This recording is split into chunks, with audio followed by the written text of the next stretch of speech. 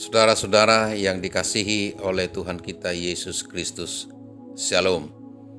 Hari ini Kamis 16 Februari 2023, saya Pendeta E.H. Sibarani bersama anak saya Siska akan membagikan renungan yang dikeluarkan Majelis Sinode GKOD Indonesia dengan pola pembacaan Alkitab 4M, menerima, merenungkan, melakukan, dan membagikan.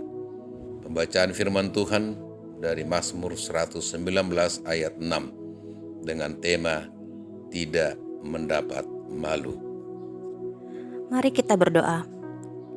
Tuhan Allah Bapa yang bertata dalam kerajaan surga yang kudus, terima kasih Bapa untuk pagi ini, terima kasih untuk kesehatan nafas kehidupan yang Tuhan berikan. Sebentar kami akan merenungkan kebenaran dari firman Tuhan yang akan menjadi pedoman dan penuntun untuk langkah hidup kami hari ini. Berfirmanlah Bapa, kami siap untuk mendengarkan. Di dalam nama Tuhan Yesus kami berdoa. Haleluya, amin. Firman Tuhan terambil dari Mazmur 119 ayat yang ke-6. Demikian firman Tuhan. Maka aku tidak akan mendapat malu apabila aku mengamat-ngamati segala perintah-Mu. Apa yang dikatakan pemazmur dalam ayat ini? Pemazmur dengan tegas mengatakan bahwa ia tidak akan mendapat malu. Tentang apa pemazmur mengatakan dia tidak akan mendapat malu? Pemazmur tidak akan mendapat malu jika hidupnya berpegang pada ketetapan Tuhan. Itu dapat di dalam ayat yang kelima. Dan jika hidupnya mengamat-amati segala perintah Tuhan. Ayat yang ke-6. Artinya, kehidupan dalam firman tidak akan mendapat malu, karena firman itu menurut pemazmur tidak hanya sesuatu yang sambil lalu dalam hidupnya, juga bukan hanya direnungkan pada saat diperlukan, tetapi pemazmur selalu rindu akan firman, menyimpan dan menjaganya dengan baik di dalam hatinya, sehingga firman itulah yang menuntun hidupnya setiap waktu. Perintah Tuhan bagi pemazmur bukanlah beban, melainkan pembawa sukacita. Itulah sebabnya pemazmur tidak menyimpan firman perintah Tuhan itu untuk dirinya sendiri, tetapi melakukan, membagikan, dan mengajarkannya kepada orang lain. Bagaimana seharusnya respon orang-orang yang telah menerima penebusan dan keselamatan dari Kristus Yesus terhadap ketetapan-ketetapan dan perintah-perintah Tuhan itu? Kehidupan kita haruslah meneliti kebenaran Allah melalui firman-Nya dengan kesadaran penuh yang berpusat pada Injil Kristus. Hidup kita yang telah mendapat penebusan dari Tuhan harus kita bawa ke dalam kehidupan yang penuh kuasa untuk mematikan dosa, untuk membenci dosa, dan hidup untuk mewujudkan kehendak Allah atas kehidupan kita.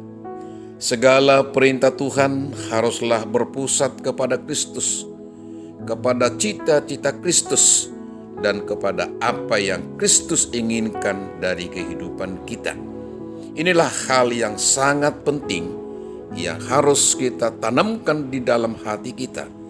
Mengamat-amati perintah Tuhan dan ketetapan Tuhan itu bukan berarti kita cukup menjadi orang yang terus mengawasi atau menjadi orang yang memperhatikan dengan seksama, melainkan kita adalah orang yang harus benar-benar menanamkan perintah dan ketetapan serta firman Tuhan itu dalam hati kita dan melakukannya serta membagikannya. Perintah dan ketetapan Tuhan adalah pelita yang manis seperti madu. Semua hal yang ada di dalam perintah, ketetapan, firman Tuhan adalah kebaikan sejati bagi diri agar tidak binasa. Perintah Tuhan itu adalah sesuatu yang membawa kita kepada tujuan sejati yang untuk Allah kita diciptakan, untuk menyembah, untuk memuliakan, dan untuk benar-benar mengenal Kristus Yesus sebagai Tuhan dan Juru Selamat. Kita tidak akan mendapat malu, kita tidak akan dipermalukan, karena ketetapan-ketetapan, perintah-perintah, firman Tuhan itu adalah kebenaran dan pelita kehidupan. Maka membagikan dan mengejarkan segala ketetapan dan perintah-perintah Tuhan itu, kita tidak perlu ada keraguan-raguan, tetapi dengan penuh semangat, dengan pimpinan dan pertolongan kuasa Roh Kudus. Dia di dalam kita dan kita di dalam Dia. Perintah Tuhan bukan beban bagi hidup kita, tetapi membawa sukacita. Maka melakukan perintah-perintah Tuhan itu adalah manifestasi dari kasih Allah bagi kita. Kita menyatakan kasih itu kepada Tuhan dengan menaati segala perintah-perintahnya dan ketetapan-ketetapannya.